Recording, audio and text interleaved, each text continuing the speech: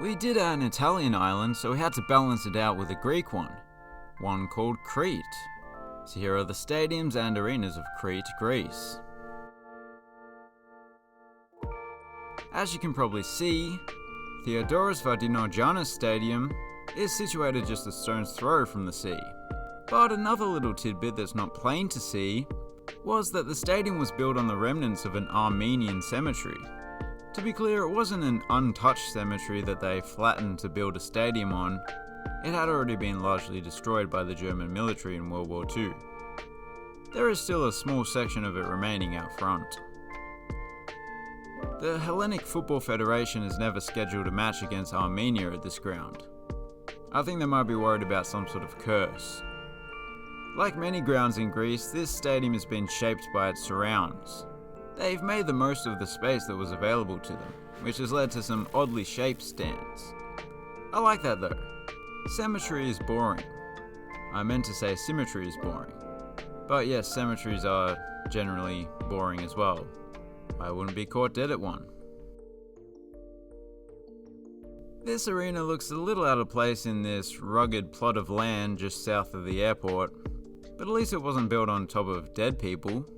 Well, actually Crete has been inhabited for a long time, so there are probably some skeletons under there somewhere. This venue seems to have a few different names. I chose Heraklion Indoor Sports Arena because it's the only one I can pronounce correctly. Probably. I'm loving all the natural light that's flowing in, as well as the orange colour scheme that even extends to the beams that comprise the roof. Lithuania, Latvia, Greece, France, China, Canada, Australia, Honduras? Is it Honduras? I don't know. If the stadium we saw earlier was a stone's throw from the sea, then Pankritio Stadium is a shot put's throw from the sea, which is fitting as it has the capability to host track and field events. They started building this stadium in the late 80s, but it wasn't completed until 2004, just in time for the Athens Olympics, where it hosted some of the football. To be clear, it wasn't that the workers were really slow, they just put the project on hold for several years, and only restarted the construction in 2001. Ever since it opened, when the Greece national team does play on Crete, they play in this bit of concrete, despite the fact that the one we saw earlier is football specific. This is just so much bigger. Oh, and although this roof looks unfinished, it's not. It's just made from transparent material, whereas the other roof is opaque. I guess it's just to let in the sunlight to help the grass grow. Okay, I thought it was just worth mentioning Nia Alikarnassos Municipal Stadium, which is right next to the main runway of the island's main airport. You'd think it would be annoying the planes coming and going all the time, but actually it's kind of peaceful.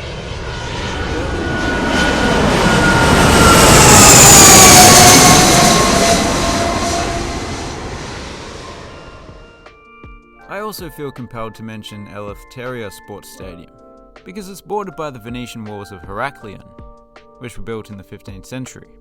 I think it's pronounced Heraklion, isn't it? I said Heraklion earlier. Anyway, cool stadium, but very small.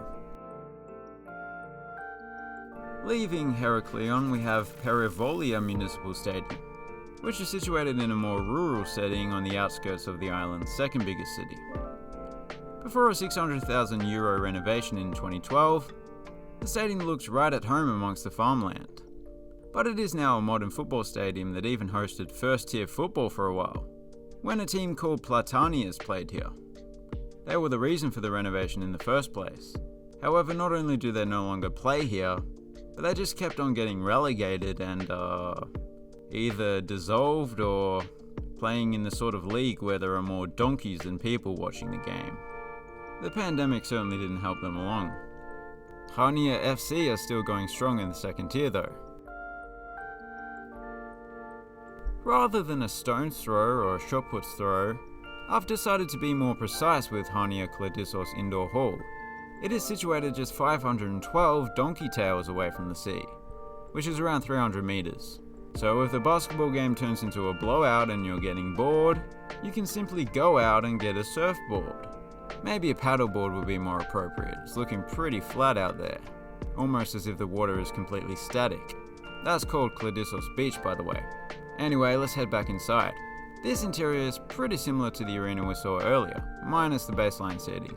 Most people prefer not to sit behind the backboards anyway, so that's all good. And yeah, considering that the city has just over 110,000 people, it is a decent little venue, I suppose. Speaking of proximity to the sea, which is the theme of this video I guess, I think the village of Kissamos is tempting fate with their football ground. I've heard of surf and turf, but that's ridiculous. And those were the Stadiums of Crete. Thanks for watching, have a good one.